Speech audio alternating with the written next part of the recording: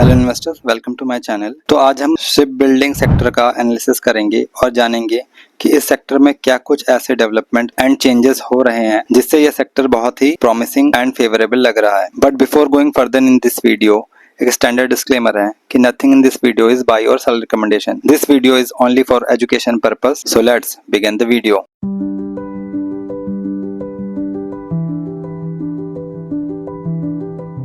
Ship building एक ऐसी industry है जो शिप्स और वेसल्स का डिजाइन, कंस्ट्रक्शन और मेंटेनेंस करती है। इंडिया में यह एक स्ट्रेटेजिक और इकोनॉमिक इंफ्रास्ट्रक्चर वाला सेक्टर है, स्पेशली डिफेंस और मैरीटाइम ट्रेड के कॉन्टेक्स्ट में। Ship building not only supports the naval defence infrastructure but also boost export capabilities, generates coastal employment and promote regional development. Ship building में India China से बहुत पीछे है। Global ship building में India का market share 2% से भी कम है। हालत इतनी खराब है कि हम खुद के लिए भी शिप नहीं बना पा रहे हैं। एक्सपोर्ट तो दूर की बात है। फिर भी लास्ट 3 इयर्स में इंडिया की लिस्टेड शिप बिल्डिंग कंपनीज ने 500% से ऊपर के रिटर्न दिए हैं। यह सेक्टर बहुत ही इंटरेस्टिंग एंड डीप है, तो वीडियो को लास्ट तक देखना ताकि पूरी अंडरस्टैंडिंग मिल पाए। History of ship building in India. Ship building industry India में कोई नई नहीं है। भारत की समुद्रिक विरासत इंडस वैली सिविलाइजेशन से शुरू होती है, जहां मोहनजोदारो और लोथल जैसे पोर्ट्स में शिप्स बनाए जाते थे। लोथल से लेकर चोला डायनेस्टी तक एक समय इंडियन मैरीटाइम ट्रेड का मेजर हब था, लेकिन ब्रिटिश रूल ने हमारे इस हेरिटेज को बर्बाद कर दिया। 17th सेंचुरी में जब इंग्लैंड 300 टन शिप्स बना रहा था, सूरत और दाबोल जैसे इंडियन डॉकयार्ड उनसे 4 टाइम्स हैवियर वेसल्स बना लेते थे। इवन ब्रिटिश नेवी के लिए भी इंडिया में ऐसे शिप बनाए जाते थे जो बाल्टिक आइस से भी अनडैमेज निकल जाते थे। इस वजह से एक जमाने में 1860 के आसपास इंडिया को मैरीटाइम क्राफ्ट्समैनशिप का पायनियर माना जाता था। इंडिया में शिप बिल्डिंग बहुत ही नेसेंट स्टेज पर है, पर एंशिएंट इंडिया में शिप बिल्डिंग एक फ्लरिशिंग इंडस्ट्री थी। लोथल जैसे हड़प्पन पोर्ट्स प्रूफ हैं कि 2400 BC में भी हम मैरीटाइम ट्रेड कर रहे थे। चोला डायनेस्टी के समय इंडिया के पास अपना खुद का नेवल फ्लीट था जो साउथ ईस्ट एशिया तक जाता था। इवन ड्यूरिंग मेडिवल टाइम्स सूरत और विशाखापट्टनम जैसे पोर्ट्स शिप बिल्डिंग के मेजर स्टेट हुआ करते थे। यूरोपियन ट्रैवलर्स भी इंडिया के हैंडीक्राफ्टेड शिप्स की क्वालिटी को वर्ल्ड क्लास माना करते थे। बट ब्रिटिश इन्वेजन ने इंडिया की शिप बिल्डिंग इंडस्ट्री और इंफ्रास्ट्रक्चर को डिस्ट्रॉय कर दिया। फिर दुनिया टेक्नोलॉजी के टर्म्स में बहुत आगे निकल गई और हम आज तक पूरी तरह से रिकवर नहीं कर पाए हैं। अब इंडिया के पास वापस शिप बिल्डिंग में एंट्री लेने की अपॉर्चुनिटी दिख रही है।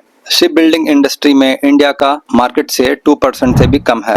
इसमें इंडिया 20th रैंक पर है और 2047 तक हम एक डेवलप्ड नेशन बनना चाहते हैं, पर हम खुद के शिप्स नहीं बना पा रहे। वर्ल्ड के टोटल कार्गो का 2% हिस्सा हमारा है, पर हम वर्ल्ड के 1.2% शिप्स ही ओन करते हैं। इस वजह से इंडिया का 95% इंटरनेशनल कार्गो फॉरेन शिप से इम्पोर्ट होता है। 2024 में सिर्फ सी फ्रेट चार्जेस के लिए हमने 75 बिलियन USD कंपनीज को दिए हैं।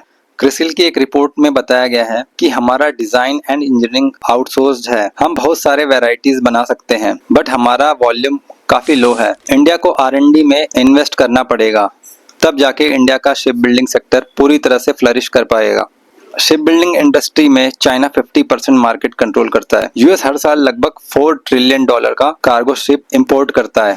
यह हमारे 24-25 के नेशनल GDP से भी ज्यादा है। 2022 में चाइना ने 1794 शिप्स बनाए और साउथ कोरिया ने 734 शिप्स डिलीवर किए। चाइना, साउथ कोरिया और जापान मिलकर आज ग्लोबल शिप बिल्डिंग का 90% कंट्रोल करते हैं। साउथ कोरिया और जापान ने LNG एंड LPG कैरियर्स जैसे high value technically complex ships बनाने में एक्सपर्टीज हासिल कर ली है।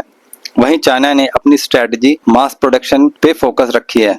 अगर US ने चाइना मेड शिप्स पे टैरिफ लगा दिया तो यह इंडिया के लिए रिवाइवल का परफेक्ट मोमेंट हो सकता है। फाइनेंस मिनिस्टर ने ship building financial assistance policy announce की है। अब इंडिया भी इजी फाइनेंशियल ऑप्शन क्रिएट करेगा। वैसे तो यह पॉलिसी 2016 से है, बट वह कुछ खास काम नहीं की। अब पॉलिसी को रिवैम्प किया गया है। शिप बिल्डिंग प्रमोट करने के लिए इंडिया ने 25,000 करोड़ का मैरीटाइम डेवलपमेंट फंड अनाउंस किया है। इंडिया की लिस्टेड शिप बिल्डिंग कंपनीज जैसे कोचिन शिपयार्ड और गार्डन रिच को भी इससे फायदा मिलेगा, लेकिन आज की डेट में लिस्टेड शिप बिल्डिंग कंपनीज के एक्सपोर्ट शेयर बहुत कम है। मझगांव डॉक के टोटल रेवेन्यू का बस 0.16% एक्सपोर्ट से आता है। गार्डन रिच के टोटल रेवेन्यू का 1.31% एक्सपोर्ट से आता है।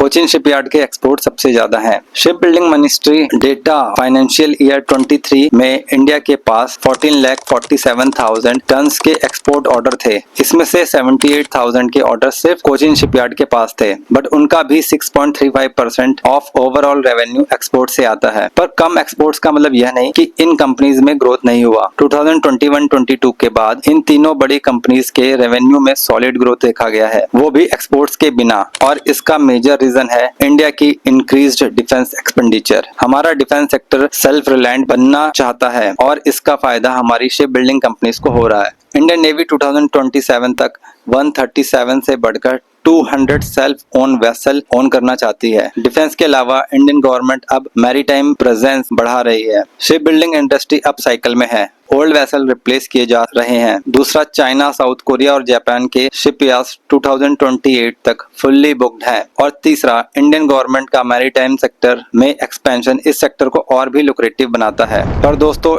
इंडिया के लिए यह जर्नी इतनी आसान नहीं होगी। बहुत सारे चैलेंजेस हैं जिसे हम इग्नोर नहीं कर सकते। सबसे पहला चैलेंज है higher material and labour cost.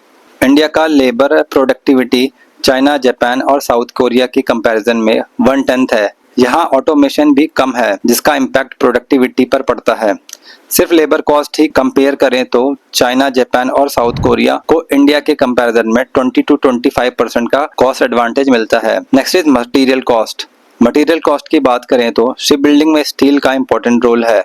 वैसे तो इंडिया स्टील मैन्युफैक्चरिंग में काफी आगे है, पर शिप्स के लिए एक स्पेशल टाइप का स्टील लगता है जिसकी मैन्युफैक्चरिंग कम है। यहाँ पर इस वजह से 50 to 70 पर टन एक्स्ट्रा कॉस्ट बियर करना पड़ता है। स्टील के अलावा बाकी इक्विपमेंट्स और स्पेयर पार्ट्स के लिए हमें इंपोर्ट पर रिलाई करना पड़ता है, इससे हमारे कॉस्ट बढ़ जाते हैं। Third one is Indian ship building sector में प्राइवेट कंपनीज लॉस बना रही हैं। पार्लियामेंट की स्टैंडिंग कमेटी ने राज्यसभा के फरवरी 2024 के सेशन में एक्सप्रेस किया कि कैसे भारतीय एंड एबीजी शिपयार्ड स्ट्रगल कर रहे हैं। अगर हमें 2030 तक शिप बिल्डिंग सेक्टर में टॉप 10 में आना है तो हमें प्राइवेट सेक्टर को बूस्ट देना पड़ेगा। Fourth one is lack of financial option. Ship building में वर्किंग कैपिटल रिक्वायरमेंट बहुत ज्यादा है। इसमें 25 to 35% of total ship cost चली जाती है, लेकिन शिप बिल्डिंग कंपनीज के फाइनेंसिंग ऑप्शन इंडिया में काफी एक्सपेंसिव हैं। कंपनीज को अराउंड 9 to 10% का इंटरेस्ट बियर करना पड़ता है। इसलिए 2025 के बजट स्पीच में शिप बिल्डिंग फाइनेंसिंग को इजी करने के लिए कई मेजर्स भी अनाउंस किए गए हैं। 2024 शिप बिल्डिंग इंडस्ट्री के लिए एक बहुत अच्छा साल था। अक्रॉस द वर्ल्ड इस इंडस्ट्री को रिकॉर्ड नंबर ऑफ ऑर्डर्स मिले हैं। 2022 तक शिप बिल्डिंग कंपनीज के वॉल्यूम डाउन ट्रेंड में थे। इंडस्ट्री में कंसोलिडेशन शुरू हो गई थी और कई शिपयार्ड भी बंद हो गए थे। शिप बिल्डिंग एक सिक्लिकल सेक्टर है और इसके साइकिल्स शिप के लाइफ स्पैन पर डिपेंड करते हैं, जो लगभग 25 से 30 साल का होता है। और शिप बिल्डिंग का पीक भी लगभग 25 साल में आता है। इंडिया में शिप बिल्डिंग में डिमांड बढ़ रही है। इसके 3 मेजर रीजन है। Number 1, replacement demand. पुराने शिप्स जो अर्ली 2000 में बने उनको रिप्लेस किया जा रहा है। आज के दिन 53% शिप्स 20 साल से ज्यादा एज के हैं। Cleaner ship. पुराने शिप्स पुरानी टेक्नोलॉजी पर चलते हैं और बहुत फॉसिल फ्यूल कंज्यूम करते हैं, तो इंटरनेशनल मैरीटाइम ऑर्गेनाइजेशन ने शिपिंग कंपनीज को 2030 तक ग्रीन हाउस गैस एमिशन को 30% से रिड्यूस करने का टारगेट दिया है। इसलिए कंपनीज अभी से न्यू शिप्स के ऑर्डर प्लेस कर रही हैं ताकि यह रिक्वायरमेंट मीट कर पाए। Reason number 3, rise in freight prices due to Red Sea crisis.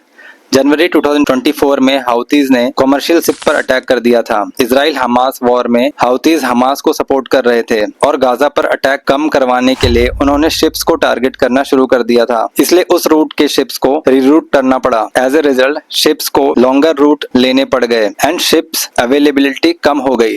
और जब सप्लाई कम होती है, फ्रेट बढ़ जाते हैं और इस बढ़े हुए फ्रेट का फायदा शिपिंग कंपनीज को हुआ, जिसके फलस्वरूप कई सारे शिपिंग कंपनीज ने अपने केपेक्स बजट बढ़ा दिए। Replacement demand, green ship and shipping companies के बढ़ते प्रॉफिट 3 मेजर रीजन है जिसकी वजह से शिप बिल्डिंग कंपनीज के लिए एक स्ट्रॉन्ग डिमांड क्रिएट हो रहा है।